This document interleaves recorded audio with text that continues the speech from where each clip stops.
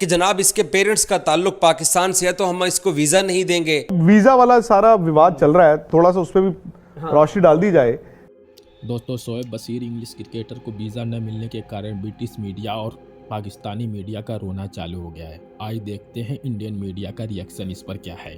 Latest खबर यह है कि फाइनली इंडियन हुकूमत ने शोएब बशीर जो कि इंग्लैंड के स्पिनर हैं, जिनके पेरेंट्स का ताल्लुक पाकिस्तान से है, उसको वीज़ा दे दिया है। यार आप लोग क्या करते हो? आप लोगों ने वर्ल्ड कप में हमारे साथ भी यही किया था कि जनाब इसके पेरेंट्स का ताल्लुक पाकिस्तान से है तो हम इसको वीज़ा नहीं देंगे। और फिर जब आप लोगों ने पहले ये स्टांस ले लेते हो कि आपने शोएब बशीर को वीज़ा नहीं देना था, तो अब फिर वीज़ा जारी क्यों किया है?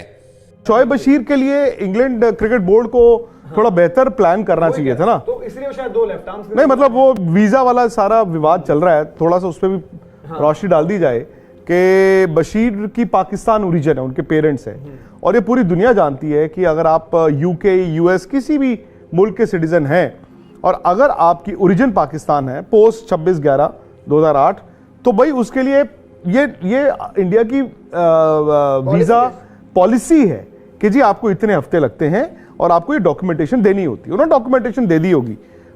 बस ये है कि उन्होंने 11 तारीख को उनकी पिछले महीने टीम अनाउंस हुई थी, उसके बाद 2-3-4 दिन में उन्होंने शायद डॉक्यूमेंटेशन कर दी होगी।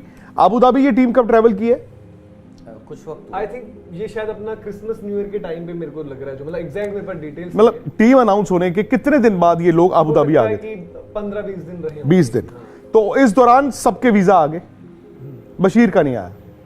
और रेहान अहमद, हाँ कि उनको तो वर्ल्ड कप का ही पहले लगा हुआ था। तो इन्होंने ये सोचा कि हम अबू धाबी में थर्ड कंट्री में इंडिया हाई कमीशन लगा देंगे। इनको पता नहीं है। अब हुआ क्या है, उनका वीजा बन चुका था। आज वो अबू धाबी से गए, बड़ा बवाल मचा। बेन स्टोक्स तक ने कहा कि हमने ये तय किया था कि हम जाएंगे नहीं सीरीज खेलने फॉर अ वाइल। और मैं देख रहा हूं ब्रिटिश मीडिया ने स्टार्ट कर दिया है। बट द फैक्ट इज कि क्या England and Wales cricket board को नहीं मालूम था? क्या उन्होंने फोन उठा के पता नहीं किया कि अबू धाबी में वीजा लगेगा कि नहीं लगेगा? आज वो फ्लाइट लेके गए लंदन, जाते ही वहां पे इंडियन हाई कमीशन ने उनके वीजा स्टैंप कर दिए। हो सकता है ना पता हो, पता कौन करेगा?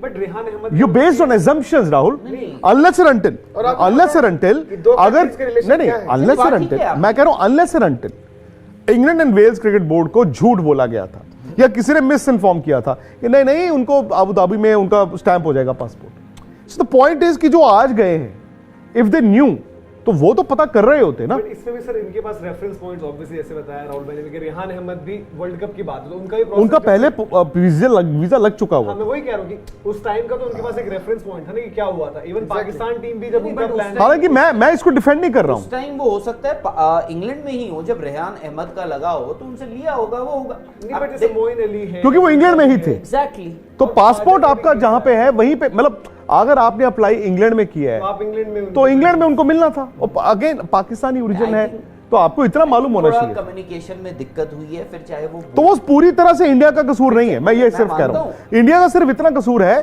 कि यार जब ये इंडिया इंग्लैंड की टेस्ट सीरीज है या आईसीसी वर्ल्ड कप है, तो यार आपको थोड़ा एक्सपेडाइट करना चाहिए। सपोज कीजिए 5 दिन लगते हैं तो 5 को 3 दिन करो, 5 हफ्ते लगते हैं तो उसको 3 हफ्ते करो, बिकॉज इंडिया ओलंपिक्स होस्ट करने का भी सोच रहा है। तो मेरे कहने का मतलब ये थोड़ा सा India will have to be a little more flexible कि यार आपको when it comes to such international tournaments, और उसमें या तो आप गाइडलाइंस नेशनल सिक्योरिटी का मामला जब होता है, आई थिंक स्पेशली इंडिया और पाकिस्तान के डिप्लोमेटिक रिलेशंस जैसे हैं। बाय द वे हमारे भी वीजे नहीं लगते हैं। यहां पर बैठ के इंडिया से अगर हम पाकिस्तान के वीजाज लेते हैं या उनकी भी पॉलिसी उसी तरह की है। बिल्कुल।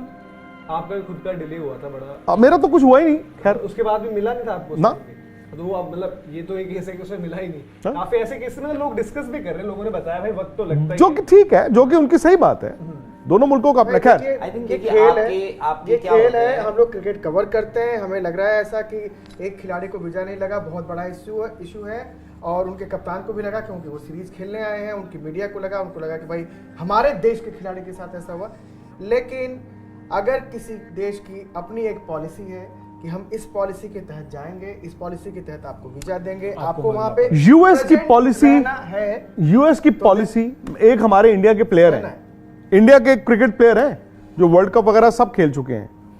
अब दिक्कत क्या है टेक्निकली, उनके नाम का तकरीबन उन्हीं के नाम का रलता मिलता नाम, वहां पर एक ब्लैक लिस्टेड वो पासपोर्ट नाम है। हाँ, सिर्फ नाम, पासपोर्ट। ठीक है। तो जब भी ये हमारे इंडिया के एक बहुत बड़े प्लेयर हैं और वो वर्ल्ड कप भी खेले हुए हैं, वो जब भी यूएस जाते हैं इवन खेलने के लिए, he has to go through all the difficulties. और मेरे ख्याल एक दौरा उन्होंने मिस भी किया था। हाँ, एक्चुअली क्या हुआ था, वेस्ट इंडीज से आपको वहां जाना था, तो वेस्ट इंडीज लेग तो खेल गए थे। हाँ, वो फिर यूएस नहीं जा पाए, यूएस लेग नहीं खेल पाए थे। तो हमें अपना मतलब वो दुनिया को हम दिखते हैं, बट दुनिया कैसी है। बाय द वे, डॉक्यूमेंटेशन की आपको बात बताऊं कि ये भी मैं देख रहा हूं कि जी बड़ा डॉक्यूमेंटेशन करनी पड़ती है अगर if you Pakistani origin for third country, भले उनका पासपोर्ट यूके का हो या यूएस का हो, जो भी हो, और जो डॉक्यूमेंटेशन करनी पड़ती है। हम जब यूके का वीजा लेते हैं, आपको मालूम है इनकी फीस कितनी है? दुनिया में सबसे महंगा वीजा जो है और यूके का वीजा है यार। It's a business. आप मैं इंडियन रुपीस की बात कर रहा हूं, मतलब एक नॉर्मल 6 महीने के वीजे के लिए आई थिंक कितना 30-35 हज़ार रुपये फीस है, 25-30 हज़ार रुपये फीस है। और अगर आपने वो फास्ट ट्रैक कराना है, मैं नॉर्मल इंडिया टू यूके कह रहा हूं, जो कि आपके 8 to 10 वर्किंग डेज में आता है, 25 हज़ार रुपये एक्स्ट्रा देने पड़ते हैं। तो वहां पे वो दुकान खुली हुई है और हमें भी ना ये पोथा भरना पड़ता है, आपको लगाना पड़ता है। ये मेरी इतने साल की बैंक रिटर्न है, ये मेरी सैलरी स्लिप्स हैं, ये मेरी 3 साल की इनकम टैक्स रिटर्न्स हैं, ये मेरा फलाना है, और ये हम लोगों का भी। वो तो मैंडेटरी। चलो, सो ऐसा नहीं है यार, डॉक्यूमेंटेशन है तो है। मतलब और ये बशीर का कसूर नहीं है, ये England and Wales cricket board का भी कसूर है। और इसमें ज्यादा शो थोड़ा लिमिटेड देखा, सो ही मतलब कुछ अलग अलग जिनका किसी का कुछ रहता है, इशू ही रहता है हर एक चीज पे इंडिया से।